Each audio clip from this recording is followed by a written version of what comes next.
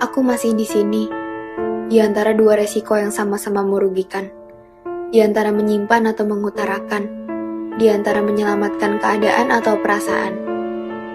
Aku masih di sini, di antara dua keputusan yang sama-sama membingungkan, di antara baik atau benar, di antara bahagiaku atau bahagiamu. Aku masih di sini, di antara harapan yang hampir mati, di antara masa depan yang menginginkanmu kembali, di antara janji-janji yang aku tahu tak bisa diucapkan lagi. Aku masih di sini, menantimu datang sekali lagi, menantimu datang dengan perasaan ini, menantimu datang dengan mengerti. Aku masih di sini, aku selalu di sini, aku tetap saja di sini, padahal aku tahu langkahmu tak akan pernah kembali. Di sini aku masih sendiri, merenungi hari-hari sepi, aku tanpamu,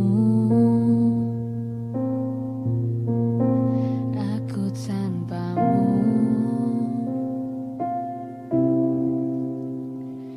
Bila esok hari datang lagi,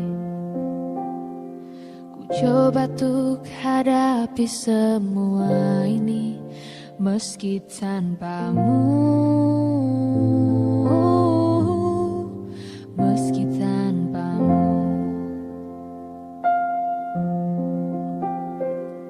Bila aku dapat bintang yang berbicara, mentari yang tenang bersamamu di sini, ku dapat tertawa, menangis, merenung. Di tempat ini aku bertahan.